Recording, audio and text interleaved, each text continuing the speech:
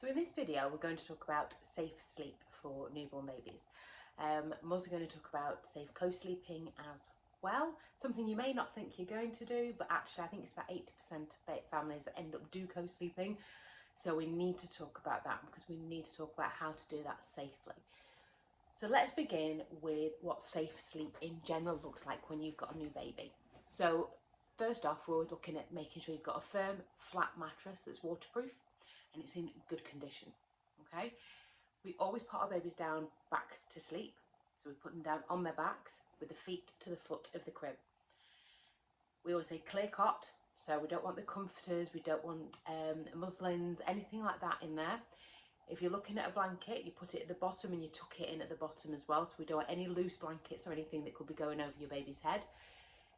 The tricky one here, we're talking about room temperature. They say in an ideal world for safe sleep, we're looking at 16 to 20 degrees. We know that that's not necessarily realistic, especially in the heat, especially if you're in a new build house. It's rare to get that temperature below 20 degrees. But this is why what we do say to people is to dress your baby appropriately for the temperature. If you're not sure what you need to dress your baby in, you can go onto the Lullaby Trust and have a look at the different TOG ratings for different temperatures. And check that out. Now, with regards to sleeping bags, if you're going to put your baby in a sleeping bag or a swaddle, make sure they passed the British Standards safety regulations. This is a really important thing to mention because what you might not realise is there is a lot of sleeping bags out there that are not safe. They might have a really wide neck. It means their baby could slip down into it and suffocate, strangulation, their head could come out of the arm. So you must make sure that it is past the British safety standards. You'll even find them in supermarkets that haven't passed it, so always check for the tag.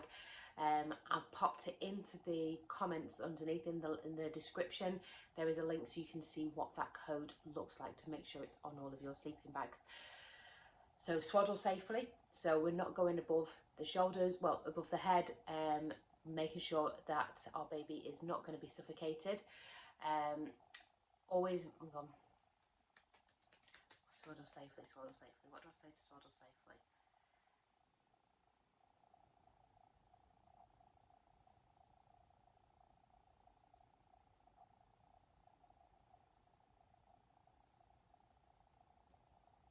So swaddling safely, make sure that the swaddle does not go above your baby's neck. We don't want to risk any sort of strangulation. Make sure that it's loose around the hips as well, because we don't want to cause any hip dysphagia. So make sure you're swaddling safely. You can check the Lullaby guideline, Lullaby Trust for. You can check the Lullaby Trust for any of the guidelines on all of these if you want to know more about them in detail. We also advise that baby sleeps in the same room as you for the first 6 months at least. There is no hard, fast rule that when your baby gets to 6 months, you must put them in their own room. Absolutely not. You can have them with you as long as you want, but for the purposes of prevention of SIDS, they recommend that baby sleeps in the same room as you for the first 6 months of their life at the very least.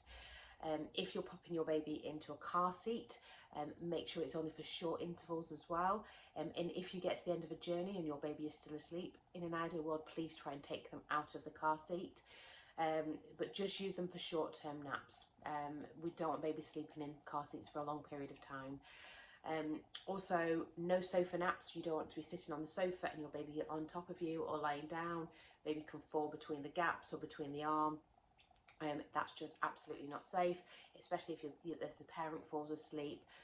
No pods or nests, as amazing as they look, there is no need for them. Your baby just needs a firm, flat mattress. There's no need for these whatsoever, and if you are going to use them, please make sure your baby is supervised at all times. So these are your general safety tips for sleeping. Now, the other thing that's really important in general is actually, you don't want to be smoking around your baby at all. Now, we're going to move on to co-sleeping. Now, this is a bit of a difficult one in the sense of it pre-2023, it was always said that you should only co-sleep if you are breastfeeding your baby. But we are very, very aware that things are happening and parents are co-sleeping with their baby even if they're not breastfeeding through desperation, and because they're afraid of admitting that they're struggling and that they're co-sleeping, they're not telling their health visitors, therefore they might be doing it unsafely.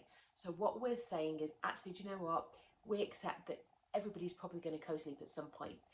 It's tough. Being a parent is really tough. That sleep deprivation is so difficult.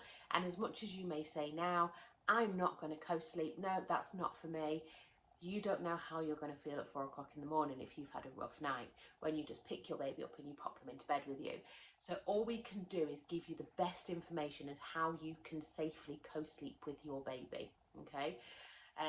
Just one other thing, no hats as well when we're talking about safe sleep. Just thinking then about the temperature. But yeah, so safe co-sleeping. No smoking, but that goes for around the baby anyway. So no sleeping, no alcohol, no drugs or medication if you're on anything which is sedating you, no other children in the bed at all, definitely no pets, no duvets, no pillows. It sounds amazing, doesn't it, co-sleeping? Now the thing is, there's nothing wrong with co-sleeping. Some people absolutely love to co-sleep. Personally for me, I'm not a fan of being kicked in the back. I have co-sleeps and I do occasionally co-sleep. I don't enjoy co-sleeping. I love a good cuddle, but I don't enjoy co-sleeping because I find that my body is not happy not having that space to stretch out. Other people will absolutely love co-sleeping and they will do it till their baby is a child and still does it at 6, 7, 8, 9 years old. And it's all personal choice. So do not let anybody say to you that something you are doing is wrong. If you're doing it safely and you are happy with it, it's absolutely fine. If you are doing it because you feel you've got no choice, because it's the only way you can get sleep and you're struggling and you want help, then you can do things about that. But it's important to know that whatever you do, if you are going to co-sleep, it's okay. Just make sure you do it safely. So no duvets, no pillows, no blankets, nothing where it could go over your baby's head, no gap between the bed and the wall either. If you are extremely tired, please don't co-sleep with your baby either, because you could be in such a deep sleep that you may end up rolling over. It's really, really important that you do follow those safe sleep guidelines.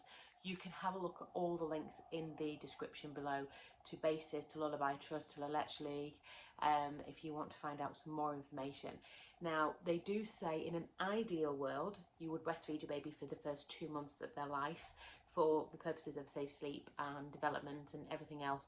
But we know that's not realistic for some people. So it is what it is. You know, there's an ideal, but there is reality at the same time.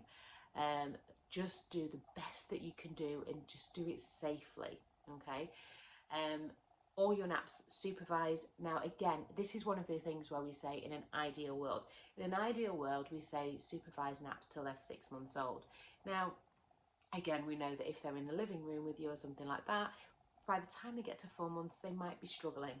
They might be struggling to switch off from the world around them as they go through this development, which you'll find out more about as you go on. And actually, they may prefer going to sleep in a darker room for their nap. In which case, make sure if you are going to do that, that you do have the video monitor on them and that you are checking in on them as well. Yeah, it's just a really important part of this. And again, make sure that if you are getting naps in the car, when you get to your destination, you take your baby out of the car as well, out of the car seat. So that's just some things to think about with regards to safe sleep. I know there's a lot to take in, so you might want to sort of pop back through at any point, but know that you're not doing anything wrong as long as you do it safely. And if you've got any questions, you can always just drop me a message. See you later.